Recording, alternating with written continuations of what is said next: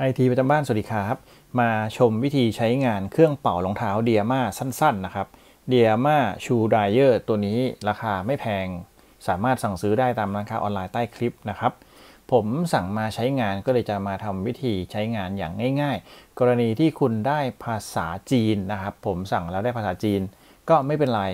เราสามารถใช้ Google แปลได้แล้วก็เอามาทดสอบใช้งานได้ปกติครับก็คือเข้าใจแล้วว่าใช้งานแบบไหนก็เลยเอาคลิปมาแชร์เผื่อใครค้นหาแบบง่ายๆเลยก็มาดูคลิปนี้ก็จะเข้าใจทันทีนะครับเครื่องนี้สามารถที่จะมีขาแล้วก็วางแบบนี้เป่ารองเท้าเป่ารองเท้าที่วางบนพื้นหรือว่าจะเอียงเป่าอะไรก็ได้หมดนะครับงอๆแบบนี้เลยเป็นการเป่าลมร้อนเหมือนไดรองเท้าเหมือนไดเป่าผมครับคล้ายๆกันนะครับผมจะใส่กำลังวัตต์ตัวนี้ไว้ให้ดูเผื่อใครที่ต้องการดูว่ากินกำลังวัตต์ขนาดไหนแต่ละโหมดก็จะกินกำลังไฟไม่เท่ากันตัวหนังสือสีเหลืองเป็นกำลังไฟคุณสามารถดูได้ผมจะกดไปเรื่อยๆนะครับลักษณะการใช้งานปุ่มแรกจะเป็นปุ่มโหมดครับ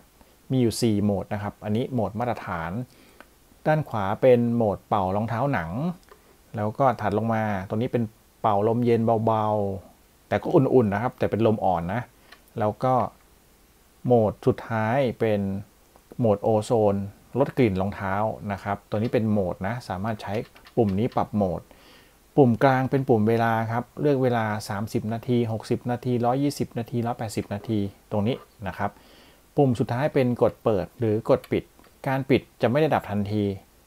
จะใช้เวลาประมาณ1นาทีในการดับครับเขาจะพยายามไล่ความร้อนในเครื่องนี้ออกไปด้วยนะครับเพื่อให้เครื่อง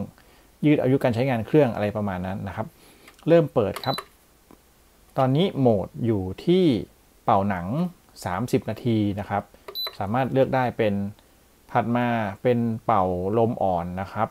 ก็คืออุ่นๆถัดมาตัวนี้เป็นอบโอโซนที่เวลาเดิมครับโหมดตัวนี้เป็นโหมดมาตรฐานก็จะกินไฟ250วัตต์โดยประมาณแล้วก็เป่าร้อนสุดในเครื่องนี้โหมดนี้จะร้อนหน่อยนะครับโหมดถัดมาก็จะอุ่นลงนิดนึงร้อนน้อยลงนะครับเวลาสามารถเลือกได้เลยระหว่างการใช้งานสามารถปรับโหมดได้ดูเขาเหมือนจะเริ่มใหม่นั่นเองนะครับ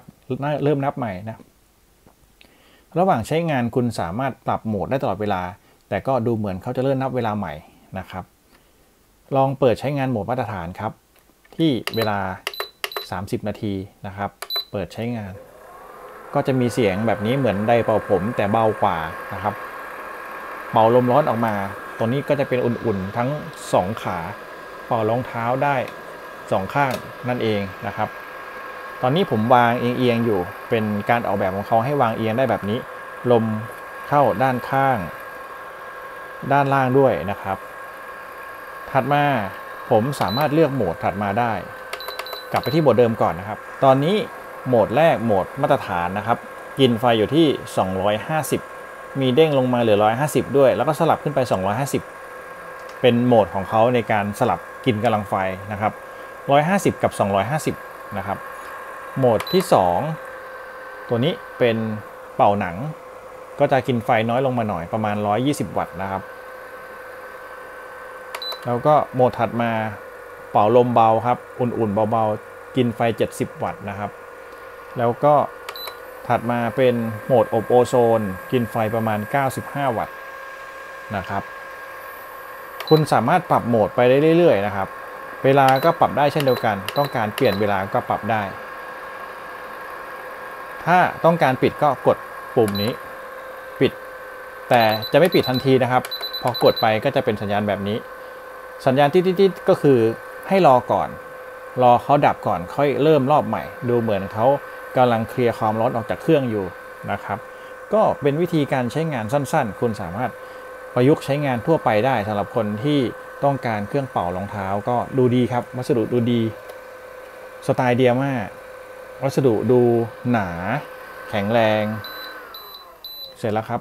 เครื่องดับแล้วก็ถือว่าโอเคออกแบบมาได้ดีวัสดุหนาไม่ได้มีพลาสติกบางๆแล้วเป็นลายดำเหมือนกะโหลกกะลาทั่วไปนะอันนี้ดูดีนะครับดูดีมากๆผมรู้สึกว่าโอ้ชอบสวยก็ถือว่าสมราคาที่เขาออกแบบมา